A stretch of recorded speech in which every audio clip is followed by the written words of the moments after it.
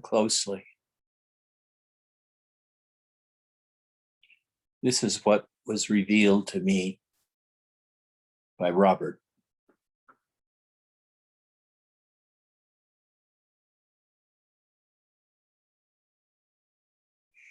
All that you ever know, all that you ever experience is consciousness.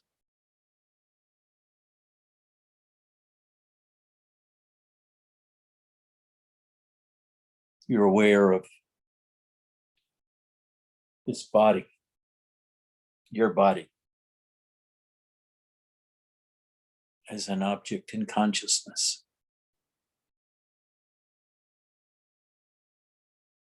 All the manifest universe is in consciousness.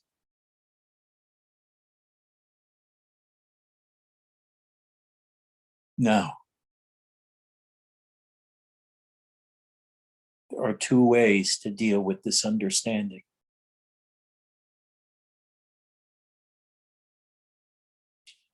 The first one, taught by Robert, was, since all that you ever know is consciousness,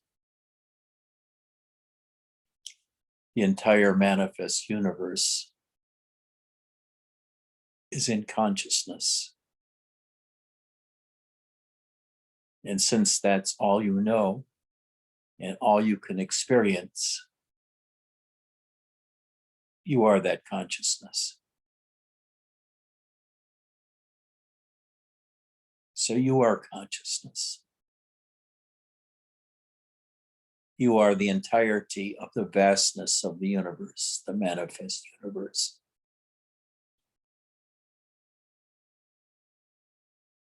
That was Robert's enlightenment. Sitting in his third grade class while taking a math test. He fell into a swoon, and in it, he expanded upwards to embrace the entire universe.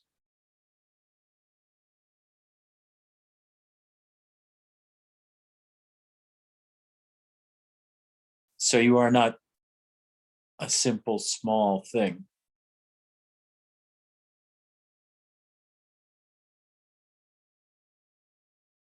A bag of flesh, an eater of food.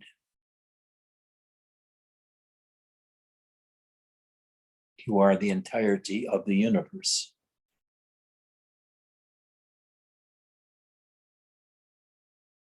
When you take this perspective, you're not worried about things like, what career should I have?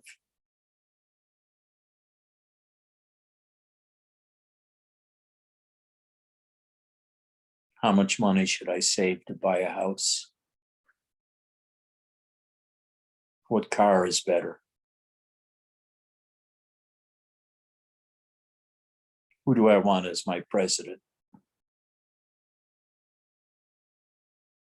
Those are trivial human things. He wanted us to know that we are unlimited beings. And within us, each is the entirety of the universe. But not as material objects.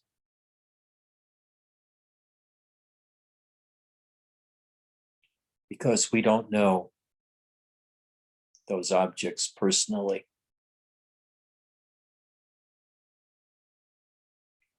We don't know whether there's anything real standing behind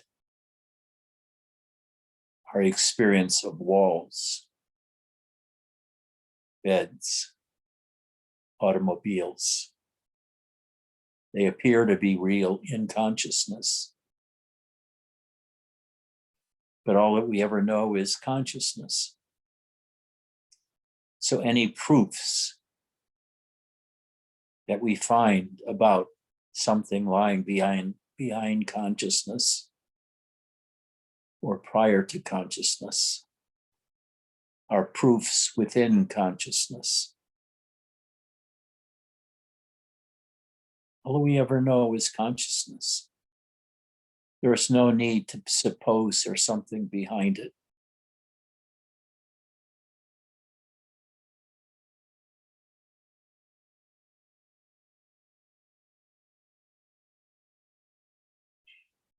So what do you do when you realize you're all of consciousness?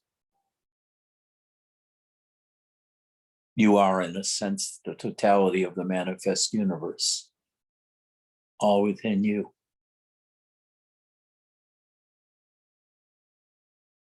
From the Orion Nebula down to an amoeba that we can see with the microscope.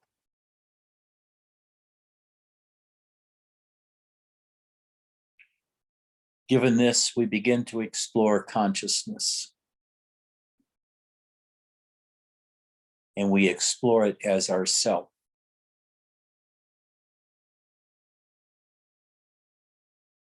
Starting with the feelings closest to us, which is our body.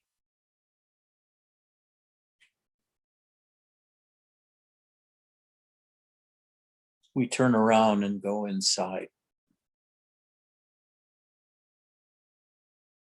And I assume you all know what it means to go inside, rather than explain it to you.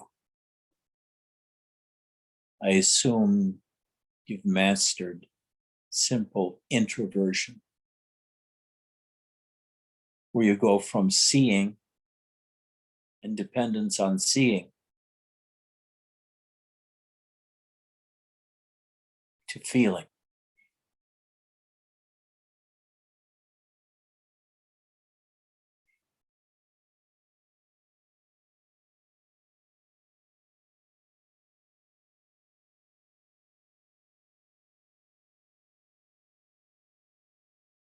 You make the transition from watching and seeing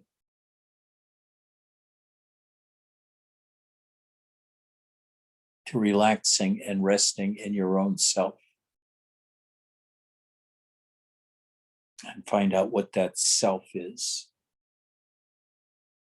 That seems to be the core of consciousness. And the first thing you'll notice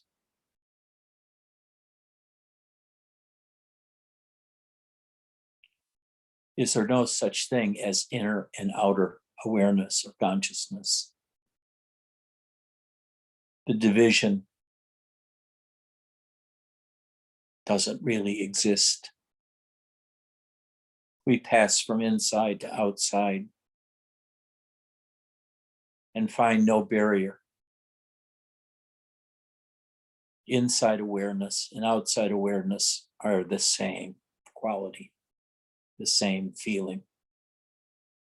They're not different.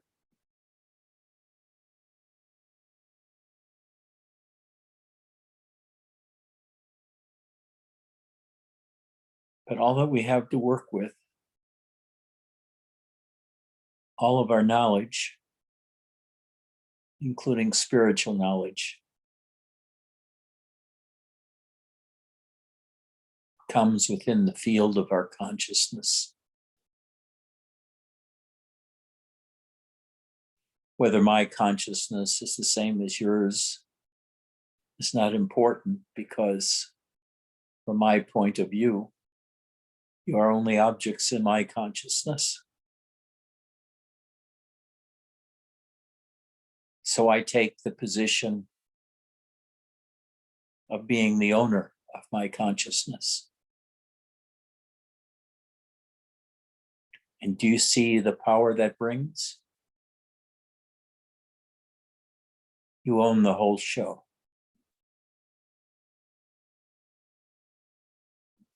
Vasilina, you're not a pawn that doesn't know a clue. that doesn't know left from right, right to left, what purse to buy, what test to study for. All of these things are done within your dream world of consciousness, the one that's foisted upon you by family and society. You are all of consciousness.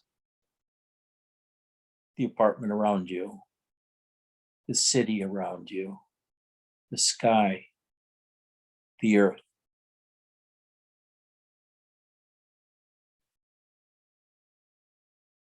When Buddha was enlightened under the Bo tree, after sitting for 6 days, he said, "How amazing. From the sky above to the earth below, I am everything." He made the transition from being an object in his consciousness to being the entirety of his consciousness, because it all was his consciousness. So you made the transition from being a man suffering from indecision, feelings of inadequacy, and a deep seeker, to becoming an at rest feeler of consciousness. It's mind that creates the problems that we find and think we need to solve. If instead we just sank into consciousness, we could rest, because we were God, the feeler and knower of the universe, not a simple mortal, not confused, not pushed around by emotions or thoughts. Those were human things.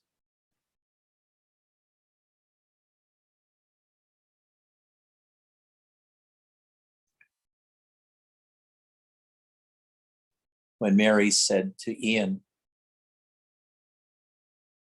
"You make me feel uncomfortable," I feel uneasy around you.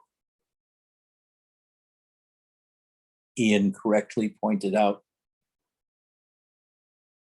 Mary made herself uneasy. Taking the position that all that we know and be and are is consciousness makes us the owner of everything that we feel and see and hear. We no longer blame things on others.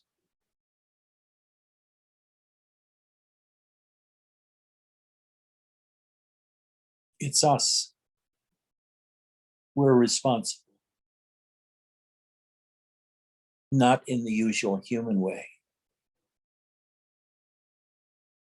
but we're responsible in the sense that any problems we see, any emotions we feel,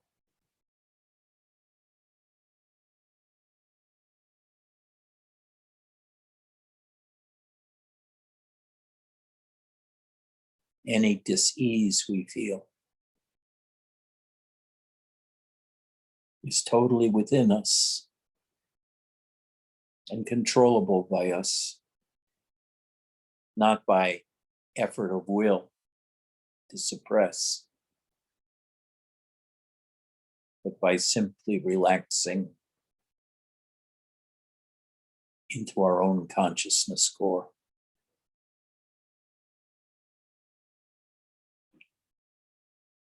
And then consciousness begins to reveal her nature to us, like layer after layer after layer. We begin to learn that when we feel our own beingness, we pay no attention to it, its quality, or anything like that. Later on, we learn that all of those things that we find in consciousness are always already there within us, except we're not aware of it. We're not aware of samadhi in us. We're not aware of the total happiness within us. We're not aware of the joy and the bliss within us. We're not aware that we're the totality of consciousness. And with that comes total rest and happiness.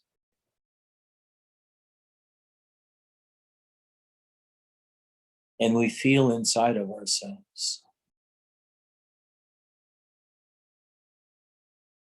We relax into ourselves, close our eyes. And we see the darkness and the light mixture inside of us. And we feel that darkness as a kind of moist and restful place.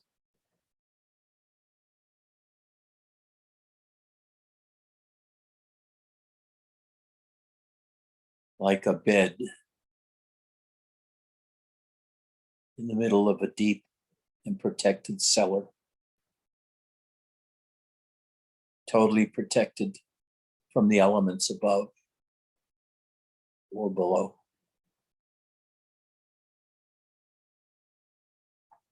We relax and we can feel our body. We can feel every inch of our body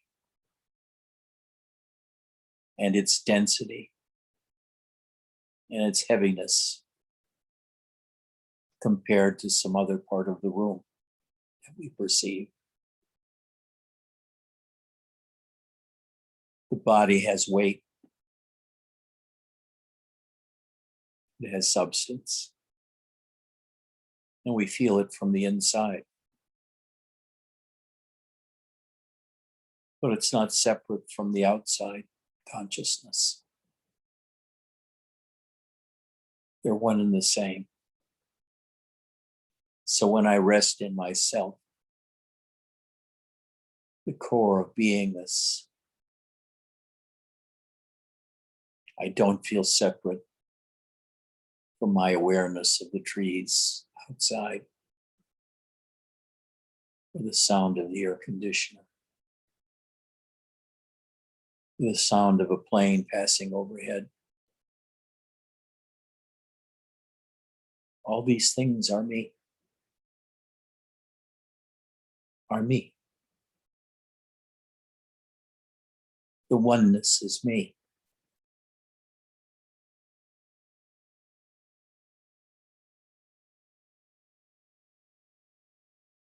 Do you understand? What a revolution this is. To pass from being a human Mark or a human Ian or a human Spencer or a human Michael to become the vastness of the universe.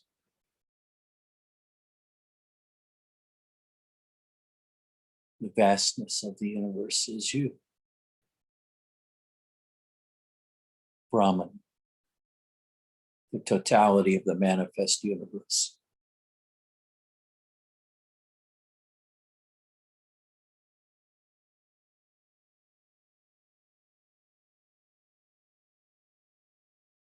And sitting in your own magnificence,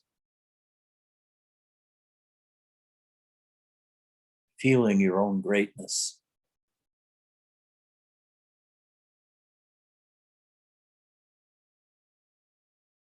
you slowly begin to recognize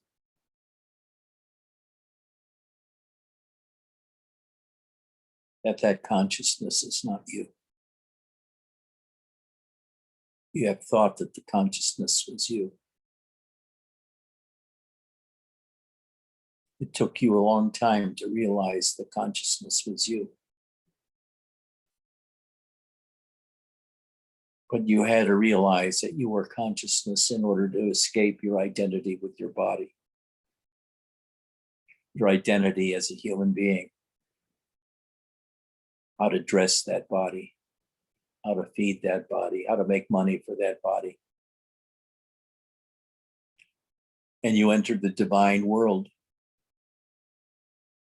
of the totality of consciousness, of Brahman. But now you take one more step.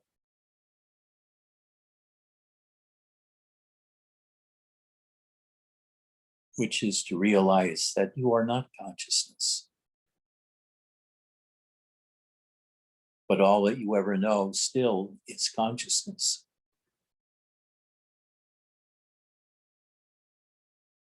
What you are as observer.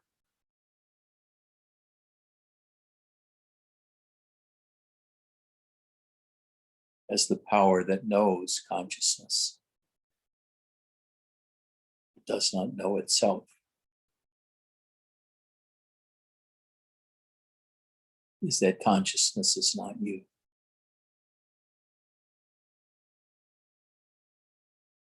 You are that which consciousness comes to in the morning when you awaken. And the whole universe is born along with knowledge of your body.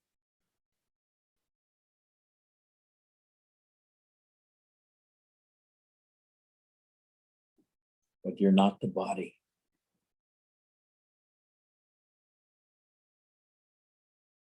And you've transcended to a place where you no longer think you're consciousness. You're something else, but you know not what you are.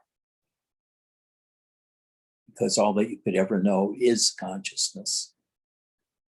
That which you are is beyond consciousness.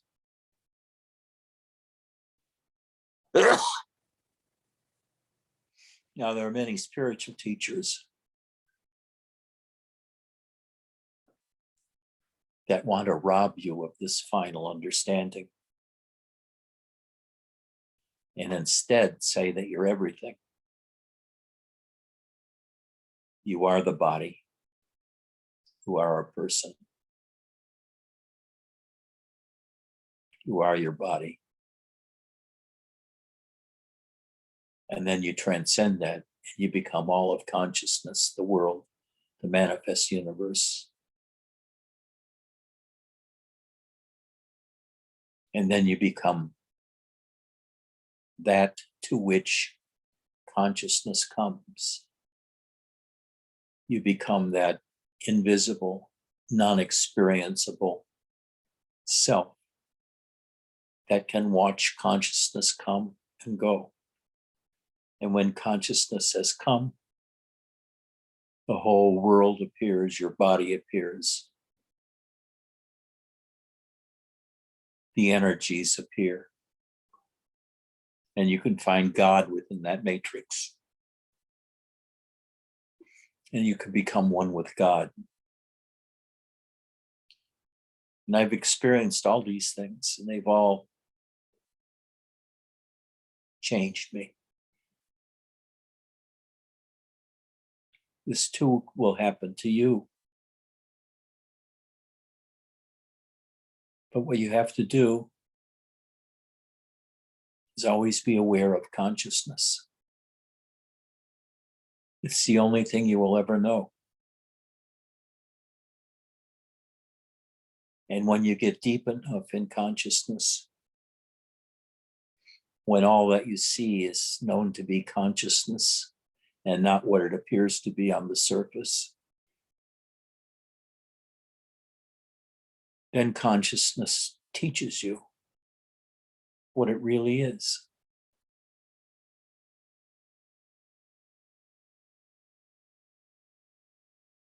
You can relax and rest in yourself as consciousness.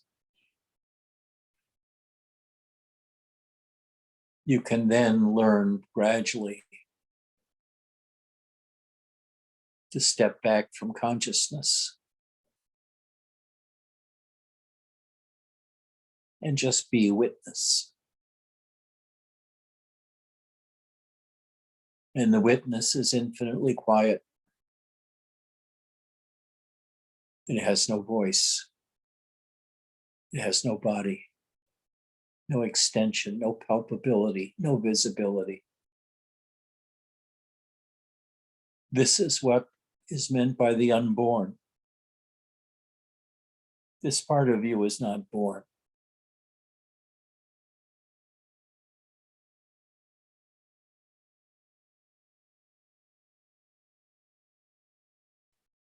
So when a saint answers to the question, what are you? You can say, I don't know. But I do know that I was never born. I am the unborn. But that's not your only property or characteristic, but you have no idea of what the other characteristics are except with respect to consciousness. You know you're not consciousness, and birth takes place in consciousness.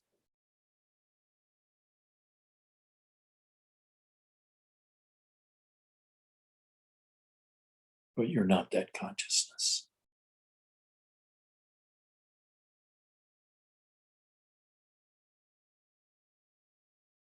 You're the stillness and the aliveness that arises within the manifest world, creating your own version of it,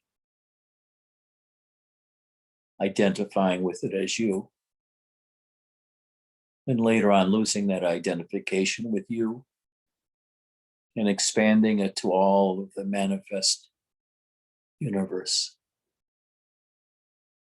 in your spiritual progress.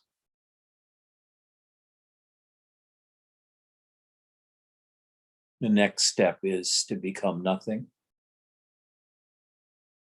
unknowable, unseeable, untouchable, eternal.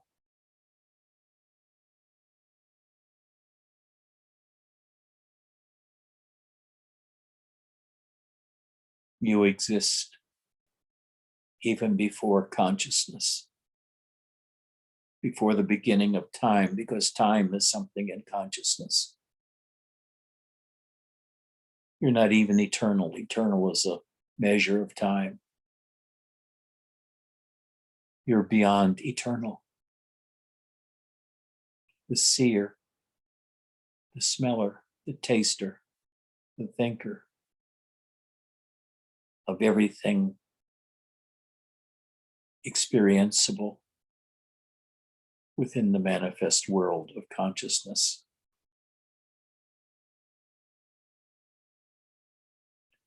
There are two levels of freedom here. Losing your identity as a person, Chris, to expand to the infinity of consciousness. You become everything. And in a sense, that makes you all powerful, even at the same time that your body can die. The knowledge there transcends death. But then the identity with consciousness itself is transcended. And you become nothingness, knowing somethingness. You become nothingness that knows your beingness as consciousness.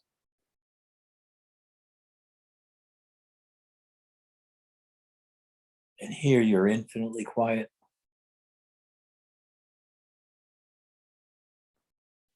And all that there is the universe around you. And there's no longer you witnessing it.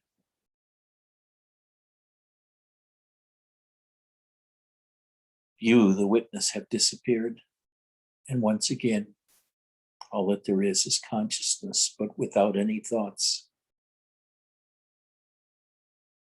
without the mind. Just silence. And being aware of everything within consciousness. And then you recognize there's a big difference between awareness and consciousness. All that there is consciousness. But awareness chooses what to be aware of in consciousness. And if awareness chooses not to be aware of anything, you rest in nothingness. No world, no Ian, no Muzika, no Mark. In perfect peace, immortal, eternal, beyond immortal, beyond eternal, beyond anything that can be expressed in consciousness. This is the totality of what Robert taught. Although for all practical purposes, he taught the primacy of the understanding that you are not your body. Your body was not real. It was just a dream thing in consciousness. And that consciousness was everything. And to identify with consciousness. Because he knew once you could identify with consciousness, you could disidentify with it later. That the hard part was breaking away from your identity as being a person, a human being. In Bulgaria, United States, Canada, wherever.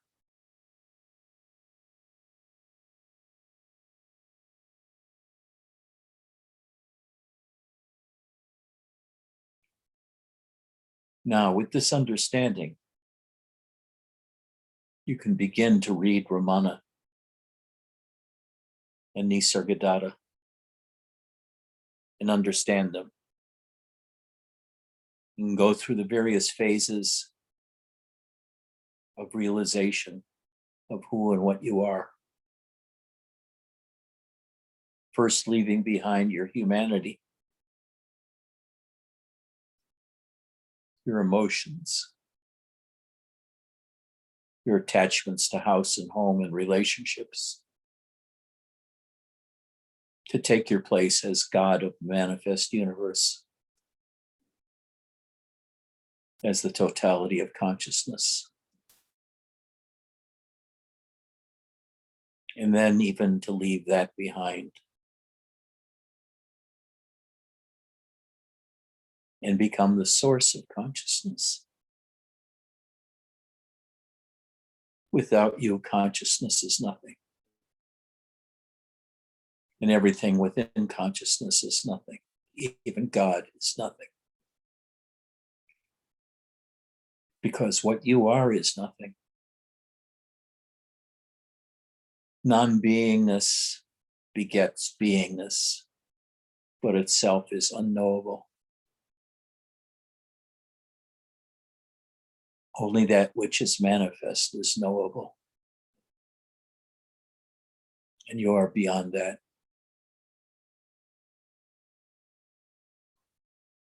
Robert didn't touch on this much because he thought it was too big of a step. First, get people to lose their identity with their bodies. in their everyday mundane lives in order to become aware of themselves as the totality of consciousness with all of the hundreds of experiences that result in this understanding, from a feeling of euphoria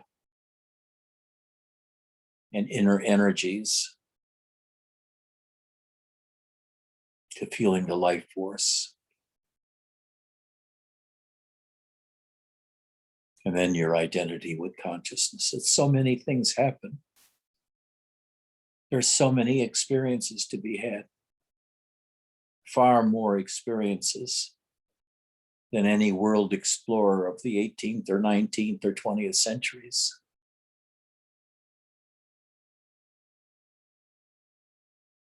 You could find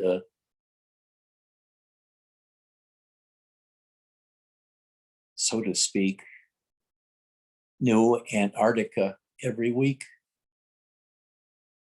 Once the space you explore is inside yourself, inside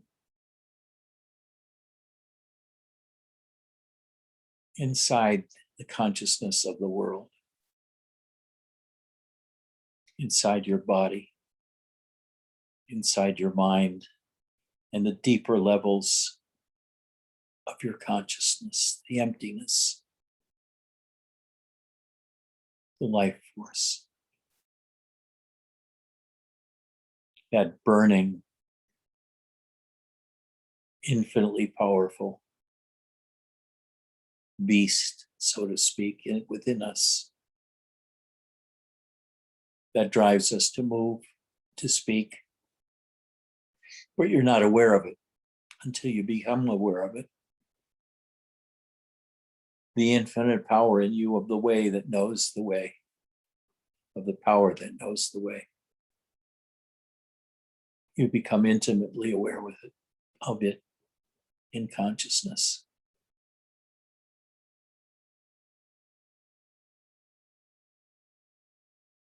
But you can begin to watch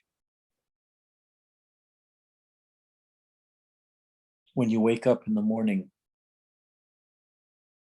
how consciousness comes to you, waking consciousness. And you can see after a while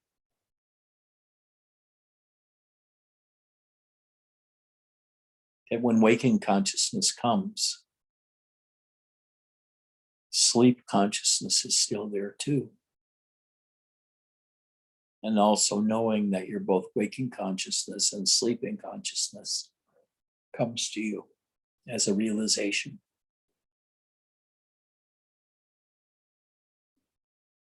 And then you realize it's just a play. Consciousness does not touch you, it comes to you uninvited.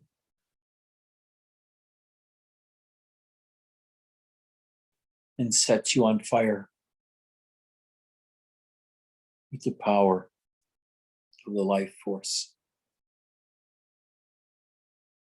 and gets you into all kinds of trouble,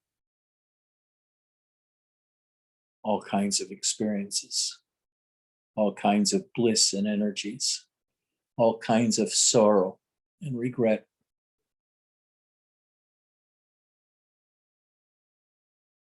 That being human is.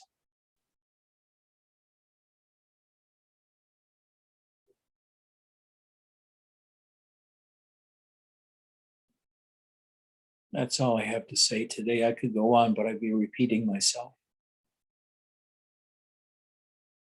These are 2 or 3 huge leaps you have to make. Disidentifying with your body.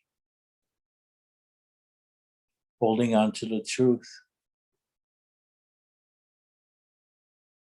that you are consciousness, not a body. The body appears in your consciousness.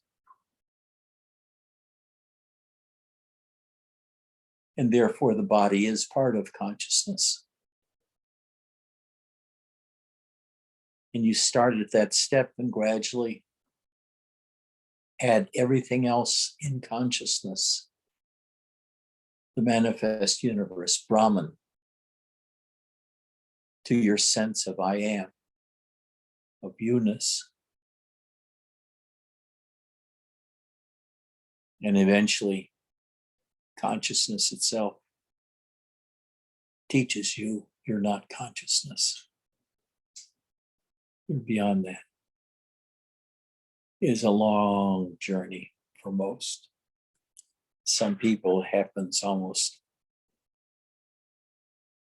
instantaneously, and they spend 20 or 30 years trying to figure out what happened to them. Others, like us, struggle with those identifications and breaking those identifications. I don't know who's better off. Robert Adams, who had no idea what happened to him, this awakening experience, but everything in his life changed, and his mother took him to a psychiatrist. Then he took himself to India, and he began his journey as to what the fuck was this all about? Or us, who have to ask ourselves every day, what the fuck is this all about? And then after 30 years, we find out our complexion was that we believed consciousness was real, or we believed our life as the mundane human was real. And gradually we left those half-truths behind to finally accept ourselves as nothing. Master of the universe, holder of the universe, maintainer of the universe.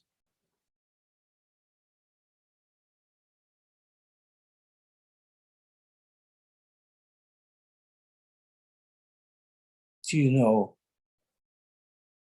if you've grasped what I've had to say just now, you realize the tremendous depths of spiritual knowledge and how each step both frees you of one set of concepts, like being in the mundane world. And then the next problem is identification with consciousness. And finally, breaking identification with consciousness. And each one reveals progressive, not only realization, but freedom. So that Robert's last words while dying in his bed was freedom, freedom, freedom.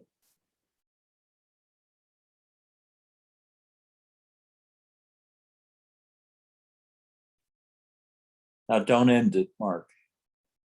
Let's have people talk now. Does anybody have any comments?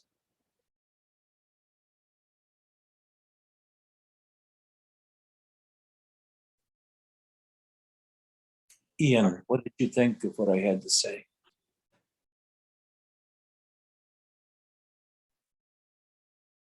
I had an experience last week of exactly what you're talking about, and I'm just profoundly grateful. Can you speak a little louder? I can't hear you.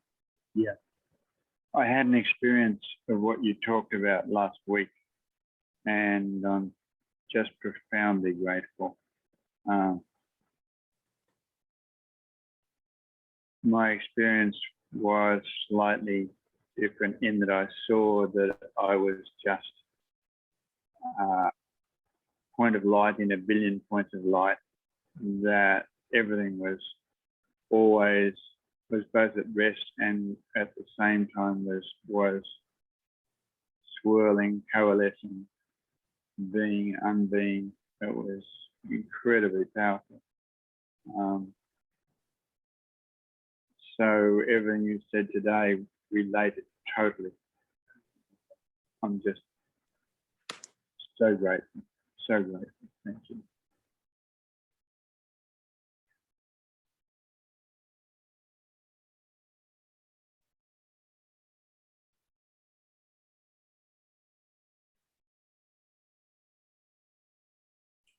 What you just said was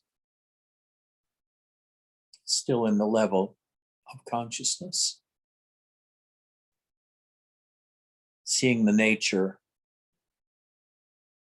of the manifest universe as points of lights and movements of energies is still within the divine world. But in the back of your mind, the back of your being, you know it's all fake in a way. And you have to discover that for yourself. But you know it's not true, it's a dream. Everything in consciousness is like a dream. It's just an experience. That doesn't mean it's real. It doesn't mean that the chair actually exists outside of your consciousness. The whole thing is a play of consciousness with no reality behind it. I also had the experience of the silence. Of what? The silence, the real silence, not the silence as an absence of noise, but the silence behind all of it. And it was incredibly peaceful. It just, there was nothing to do. The closest thing I can say is it was a cushion on which reality laid. And there weren't words. There weren't words for it. Just silence.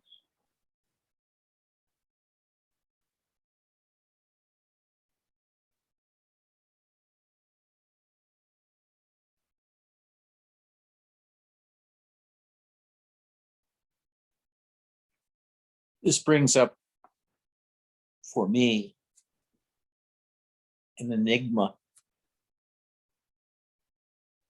with Mary,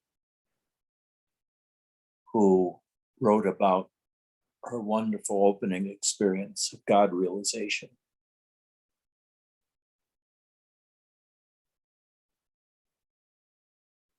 But who kept yelling at Cassie and Ian, "You scare me. You make me feel unsafe, uncomfortable. I'm a human. I'm telling you about my feelings. I want you to acknowledge my feelings because I'm human." She repeated that over and over again, which told you how little she really understood. That escaping humanity is the first step, escaping the body, escaping the emotions, escaping the mundane world. How could she not see this after her opening experience? I couldn't understand that. But that made me realize then, a few weeks ago, that the experiences in themselves are great motivators. They open us up, provide us with energy, sometimes with a new understanding or greater understanding. But there's also a secondary personal evolution that has to take place, where the whole idea of relationships is transformed from being an individual locked in relationships and locked in the world to transcending humanity and becoming something else. I remember it was about 10 years ago, maybe more, when Dia said to me, I'm no longer human. I'm no longer human. I knew what she meant, but it still sounded odd because I hadn't heard that a particular thing expressed before. But it's also what I felt.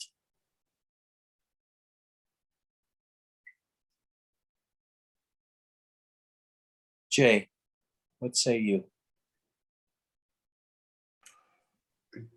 You absolutely crushed me. I'm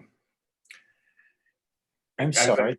As I tried to say once before, if I were ripe enough, you would have exploded. Jay would have been gone. It would have happened now. And it only can happen now. But what you did now, what you've done today, I remember screaming vis-a-vis Ian and Cassie and Mary that I was human, and I thought this was unforgivable and unconscionable, and I cannot get past that, the palpableness of my humanness. But I somehow today, and not to parse it because I can't add any words to what you have given me today. I'm crushed, I'm crumbled, I'm at your feet. I love you. You are my beloved. You are God manifest, grace descending and abiding in every moment. The power of what you bring to this Sangha is just, it's the life force beyond comprehension. It is how Robert Adams described his full Satori as a billion suns exploding him in such a way. And again, what I'm saying is just words. Yes, Edji, I love you for what you have given me and what you always give me, and what I take away from this. I've been living a little bit more easily in mundanity, but that's a trap. What you did today brought me back to the path. I don't care how long it takes. I love you for all you share and all you bring to us. And I deeply love your devotion to the path. Edji, I love you. And to self-realization. I'm sorry that Mary and Stevie are not here. I don't know how to share with her if she should listen to this and play it. I find there's all it. I can't conceive, as you said, where she thought she was, and this. It's not an exercise in spirituality, but on some level it is. As Mark has said, as everyone among us has said, we have the tools here to take this experience and move on. And maybe it's a mountain, maybe it's something, but the tools work. And the gift of God's grace and your grace and abiding love for us works in a way that is pure bliss and grace. And I love it. What you've done, I love it. It's so powerful. And I feel powerful within it. Thank you. I think you're Peter. Of the apostles? Yeah. Not doubting Thomas? No, not at all. No, not at all. No. I said too old. Mark, which apostle are you? I'll give you one guess. No, tell me. I was thinking I was already named appropriately, but what I would like to say is what I would like to say is that you know, I keep coming up with ideas to clarify what this path is. And every time I come up with an analogy, I come up with reasons why it's not good and why I need to think it through. It's all these analogies are partial. And if I put together maybe 10 of them, maybe together they would have some coherence. But the one thing that I took away, a couple of things I took away. One is that you are exquisitely describing what's at stake here. What is at stake? The level of delusion of the average person is tremendous. And the spiritual path can be described as escaping from various stages of delusion, various stages of identification, of dream identification, to that where one realizes that one is a point of an observer that precedes everything in one's experience, and that one is just this this point of observation, and everything else is presented to one as it appears in one's awareness, but one is none of it, even though one believes of the story of the born person and the world and the struggle. So I thank you for making it so clear and so complete, an explanation. Very deep. Thank you very much. Thank you, Mark. Saint Mark.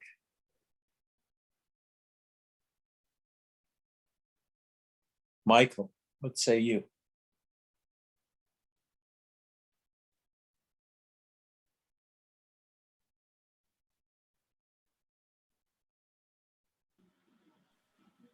I don't have anything.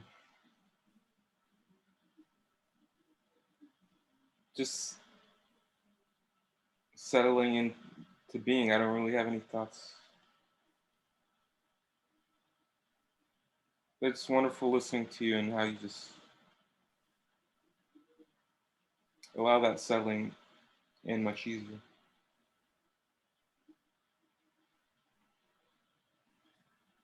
Thank you. Kareem and I enjoy talking to you, sometimes in the early afternoon when she actually gets out of bed. By the time she gets out of bed, it's probably midnight your time.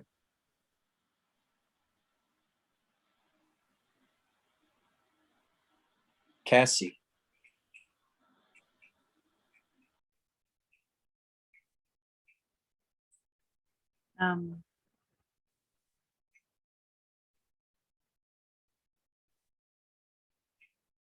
When you spoke about Mary and what you said about the fact that she could have this experience and still fall back into being a victim. I was just going to ask you that question before you talked about it. It's like a total enigma to me. But it's not really, because the night before last, I started thinking about my sisters. And because one of my sisters visited the day before. And she just drives me crazy. And then I really started looking deep. I was started in the middle of the night to start writing to both of them. I've never been able to talk to them about anything about the stuff between us. Anyway, so then I started writing, and then I recognized that what I really hated about them was they're mean and selfish. And then I had to recognize that I hate my own mean and selfishness. I had to recognize that I do hate that. I hate that. And it was really tough to see that I'm so mean and selfish just like they are. But it was great. It was the liberation as well, because I've been always perplexed by a relationship with my sisters. And just to see that it was just something I hated about myself. and just understand that anything that I push away, it just becomes something that is stronger and stronger and stronger, rather than just accepting it and just seeing that it's there and it's part of everything, and it's not specially mine, although it is, because I'm the consciousness, I'm the manifested consciousness. But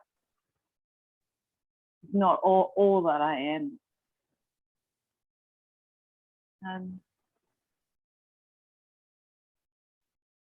Had a lot of grief and sadness around it, but it's also helped a lot. Yeah. It's such an enigma that I could never figure. I try and try and try to figure it out, and I could never figure out what it was between us, between me and my sister. And I think Mary really helped that whole process by her being so angry with me, because it was just another opening of trying to put stuff on other people and recognizing that it's mine. So I feel gratitude towards what happened. No matter how hard it was, I feel gratitude for it. I don't want people to have to play those parts, but they do. And yeah. I'm not in any unmanifested world, but I feel like I'm doing the work that I have to do to let go of this idea of who I am.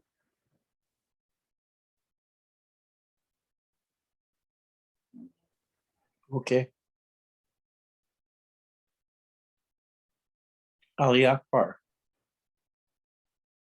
you have to learn to be still. You jump around like a mad monkey. And when you do that, you can't possibly hear what's going on in satsang. It demands to know what we're talking about here. Absolute stillness on your part so that you can really hear rather than hear patches of it when you settle down. Because when you're moving, you're not going to get any of this. Just learn to sit, and no matter what happens to you, what thoughts come up, what impulses come up, what desires for food or to pee or whatever comes up, that they're not important. And don't move. Don't move. Don't move. I tell that to Vasilina too, because she's driven by lots of different moods and emotions and thoughts. And she's caught all the time wanting to do something or solve something. And all she has to do is shut up and don't do anything and just watch the show going on in her head. And you watch the show going on in your head that's forcing you to be a mad monkey.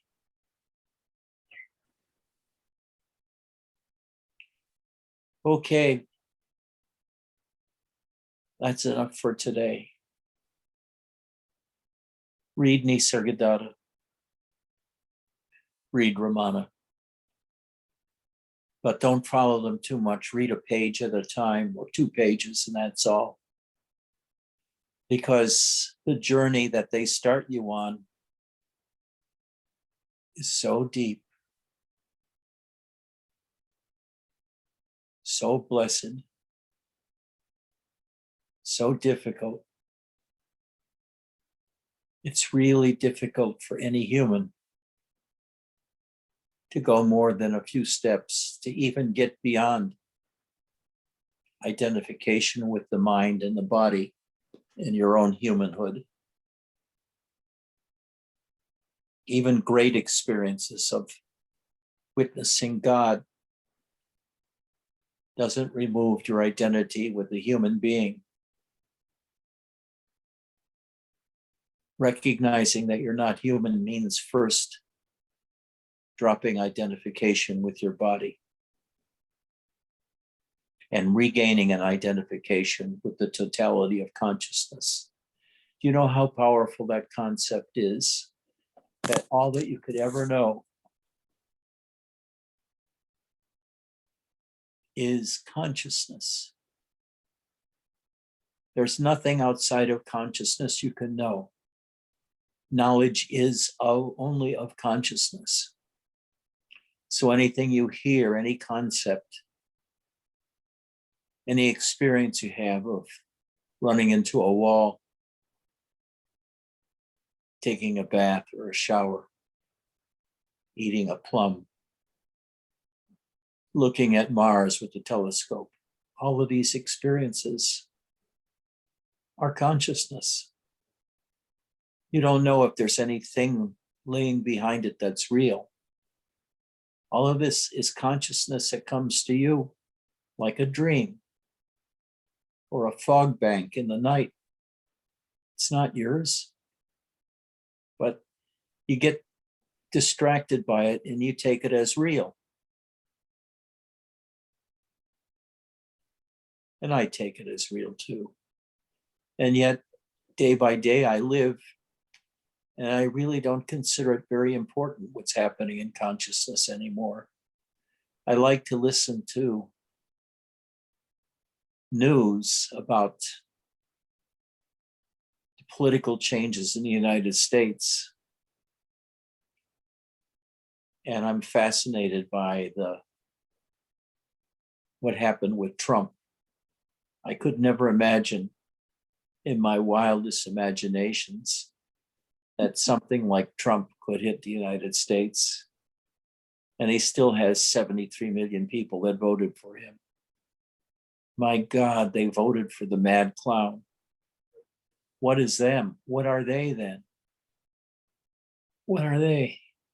What is this country with such a low level of education, where they believe these fantasies that he's spreading? And he's like everywhere now. In the Republican Party, he's taken it over. And how does this happen? Is there some other power moving that I keep hearing about? Some other energy, like David Spiro said. He's like a what do they call it, an anti-God. I forget the term he used. A demon, you might say, or controlled by demons. Because look how everybody collapsed in front of him. No matter what he did, he got away with it, and he's still getting away with it. That man should be hanged. And he's not. He's waiting to make a comeback in another 3 years. How terrifying. How terrifying. It's good to find out you're nothing before that happens. You can escape that bullshit. Okay, everybody. I love you all, each and every one, very deeply. Thank you. Especially St. Peter, because of his devotion. And he expresses his devotion so well. Thank you, Edji. I love you. Mark, I'm waiting for you to write the Mark chapters. It'll come. I know. Take care. I'll see you all Wednesday, I hope. Thank you. Bye-bye. Oh, and Mark, I'm going to send you the links, and you can send me the links to the ones you've recorded, and we'll try to get them up on YouTube, because they have a kind of permanence there with that my channel. Take care. And this today needs to be posted because today was exquisite. Yeah, and Mark, send me the links so I can post it on Facebook for the ones that you've put up. Because I haven't even found them. Take care. Bye-bye.